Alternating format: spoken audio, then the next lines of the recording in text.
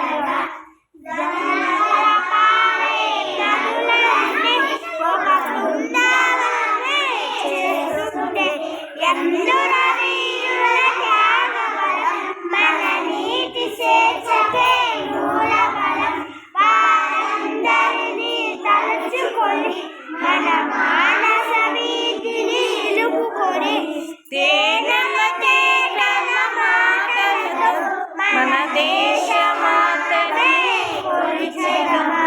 భావం భాగ్యం పూచుకొని ఇక జీవనయానం చేయుదమా.